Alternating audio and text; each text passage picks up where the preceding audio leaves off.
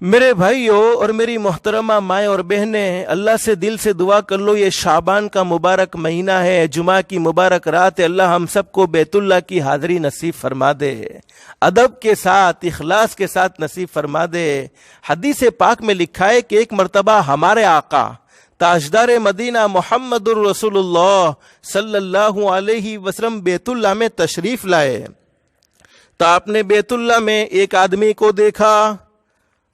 اور ایسا آدمی تھا جو بیت اللہ کی دیوار سے چمٹ چمٹ کر رو رہا تھا، اور بیت اللہ کی دیوار سے چمٹ کر اللہ سے مانگ رہا تھا، اور دعا کیا مانگ رہا تھا؟ اے الہ العالمین، اس گھر کی حرمت کے صدقے، یعنی بیت اللہ کی حرمت اور عظمت کے صدقے میرے گناہوں کو معاف فرما دے۔ آج بھی کئی حاجی جاتے، اللہ ہر ایک کی حاضری کو قبول فرما لے، کئی حاجی جاتے بیت اللہ کی دیوار سے چمٹ چمٹ کر روتے ہیں، اپنے گناہوں کی معافی مانگتے ہیں، اپنی بدعمالیوں کی معافی مانگتے ہیں۔ اب نبی کریم صلی اللہ علیہ وسلم بیت اللہ میں تشریف لائے اور ایک ایسے آدمی کو دیکھا جو بیت اللہ کی دیوار سے چمٹ چمٹ کر رو رہا تھا اور یہ دعا کر رہا تھا، اے الہ العالمین، اس گھر کی یعنی بیت اللہ کی حرمت اور عظمت کے صدقے میرے گناہوں کو معاف فرما دے۔ حضرت نبی کریم صلی اللہ علیہ وسلم نے اس آدمی کی دعا کو سن لیا تو حضرت نبی کریم صلی اللہ علیہ وسلم نے اس آدمی سے فرمایا، اللہ کے بندے، اپنی حرمت کے واسطے سے دعا مانگو۔ ہمارے نبی نے کیا فرمایا؟ اللہ کے بندے، اپنی حرمت کے، اپنی عظمت کے واسطے سے دعا مانگو۔ اللہ تعالیٰ کے یہاں مومن کی حرمت و عظمت بیت اللہ کی حرمت سے کئی گنا زیادہ بڑھ کر ہیں۔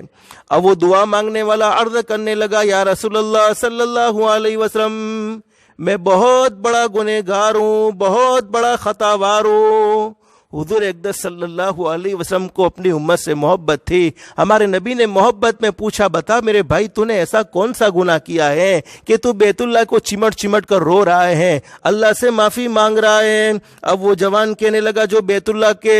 اللہ سے چمٹ کر رو رہا تھا، بیت اللہ کی دیوار سے چمٹ کر رو رہا تھا اور بیت اللہ کی عظمت و حرمت کے صدقے اپنی مغفرت کی دعا کر رہا تھا، وہ کیا کہنے لگا؟ اللہ کے نبی، میرے پاس مال بہت ہے،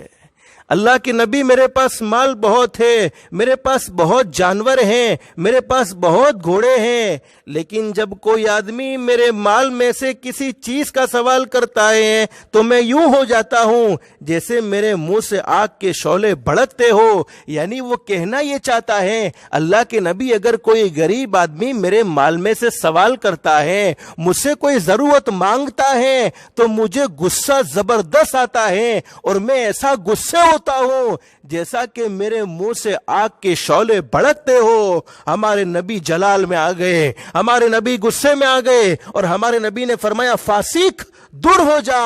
کہیں ایسا نہ ہو کہ تو بھی اپنی آگ سے مجھے بھی جلا دے۔ پھر ہمارے نبی نے قسم کھا کر فرمایا، اس ذات کی قسم جس کے قبضے میں محمد کی جان ہے، ہمارے نبی نے قسم کھا کر فرمایا، اے اللہ کے بندے، سن لے، اگر تو 1000 برس تک روزے رکھے گا اور ہزاروں برس تک نمازیں پڑھتا رہے گا مگر کنجوسی کی حالت میں مر جائے گا، کنجوسی کی حالت میں دنیا سے جائے گا، تو یقیناً اللہ رب العالمین تجھے جہنم میں پہنچائیں گے، اور حدیث پاک کے الفاظ تجھے جہنم میں الٹا لٹکائیں گے۔ پھر ہمارے نبی نے فرمایا، تجھے معلوم نہیں ہے کنجوسی کفر کا شعبہ ہے، اور کفر کا ٹھکانہ جہنم ہے، اور سخاوت ایمان کا شعبہ ہے، اور ایمان کا ٹھکانہ جنت ہے۔ اس لیے میرے پیارو، اس وقت سخاوت کی ضرورت ہے، اللہ ہم سب کو سخی بنائے۔ حدیث میں فرمایا نبی کریم صلی اللہ علیہ وسلم نے، بخیل آدمی، کنجوس آدمی اللہ سے دور،